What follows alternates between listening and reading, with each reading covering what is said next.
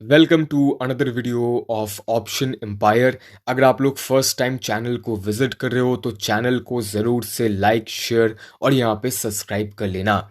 आज का वीडियो बहुत ही ज़्यादा इंटरेस्टिंग होने वाला है क्योंकि आज हम लोग यहाँ पे बहुत ही ज़्यादा इम्पॉर्टेंट एक टॉपिक के बारे में बात करने वाले हैं जिसका नाम है इनसाइडर ट्रेडिंग। तो आज हम लोग उसी के बारे में एकदम विस्तार में डिटेल्स में बात करने वाले हैं और हम लोग ये चीज़ भी जानने वाले हैं कि क्या इनसाइडर ट्रेडिंग लीगल होता है या फिर इलीगल होता है स्टॉक मार्केट के अंदर। तो इसको यहाँ पे जानने से पहले हम लोग यहाँ पे सबसे पहले जान लेते हैं the definition of insider trading. Insider trading involves trading in a public company's stock or other securities by someone with non-public material informations about the company। तो इनसाइडर ट्रेडिंग ऐसा एक ट्रेडिंग होता है जहाँ पे कंपनी का कोई एक हायर एग्जीक्यूटिव जैसे कि डायरेक्टर्स या फिर कोई भी एक इम्पॉर्टेंट पोजीशन होल्ड करने वाला इंसान जब यहाँ पे कंपनी का कोई भी नॉन पब्लिक मटेरियल इंफॉर्मेशन को बाहर सेल कर देता है तो उसी को यहाँ पे कहा जाता है इनसाइडर ट्रेडिंग। अभी यहाँ पे ये नॉन पब्लिक इंफॉर्मेशन किसको कहा जाता है? तो देखो यहाँ पे नॉन पब्लिक इंफॉर्मेशन उसी को कहा जाता है जो कि अभी तक पब्लिक में रिलीज नहीं किया गया हो और उस इंफॉर्मेशन का एक्सेस सिर्फ और सिर्फ कंपनी के ओनर के पास ही रहता है या फिर कंपनी के डायरेक्टर्स के पास ही रहता है। अब देखो इसका मतलब ये नहीं है कि इनसाइडर ट्रांजैक्शंस करना ही इलीगल है।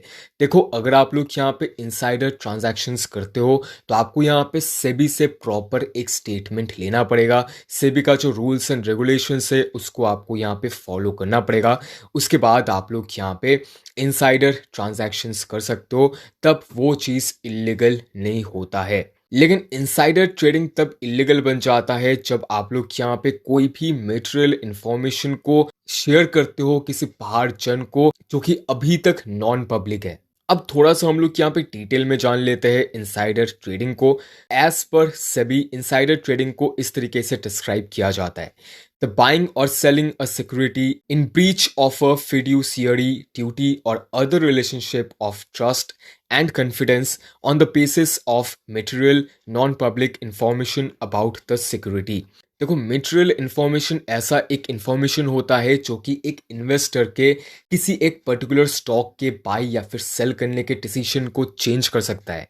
जब उसको यहाँ पे इलीगल वे में बाहर लीक किया जाता है तो यहाँ पे बाकी जितने भी इन्वेस्टर्स होते हैं तो उनको यहाँ पे लॉसेस का सामना करना पड़ता है और कुछ पर्टिकुलर लोगों को ही प्रॉफिट होता है। तो ये चीज़ बिल्कुल इलीगल है। अब आप यहाँ पे एक सिचुएशन को इमेजिन करो, मान के चलो आप यहाँ पे एक XYZ कंपनी के ओनर हो और आपको यहाँ पे पता चला कि लास्ट फाइनेंशियल ईयर में आपका जो फाइनेंशियल रिपोर्ट है उसमें यहाँ पे आपके कंपनी को लॉसेस का सामना करना पड़ा है। अगर आपने उस मटेरियल इंफॉर्मेशन को अपने एक दोस्त को शेयर कर दिया तो आपका दोस्त यहाँ पे आपके कंपनी के शेयर्स को सेल करके प्रॉफिट बुक कर लेगा। लेकिन जब यहाँ पे एनुअल रिपोर्ट सामने आएगा पब्लिक के सामने तो ऑब्वियस सी बात है कि स्टॉक का जो प्राइस है वो यहाँ पे गिर जाएगा, तो बाकी जितने भी इन्वेस्टर्स हैं उनको यहाँ पे लॉसेस का सामना करना पड़ेगा। अब एक बहुत ही ज़्यादा प्रोमिनेंट एग्जाम्पल को देख लेते हैं ऑफ इनसाइडर ट्रेडिंग।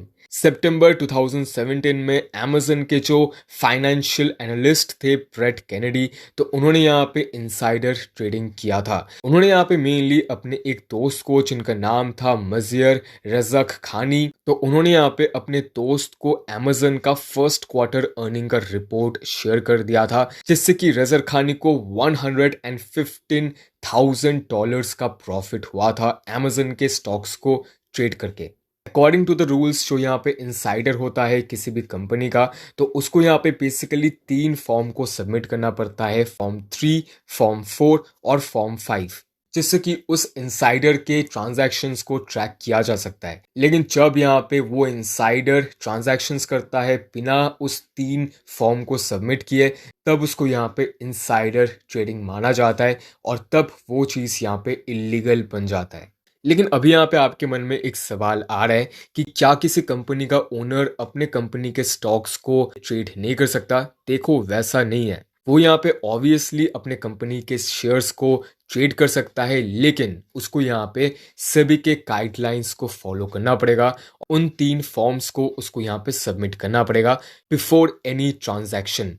तो आशा करते हैं कि आप लोगों को वीडियो बहुत ही ज़्यादा पसंद आया होगा।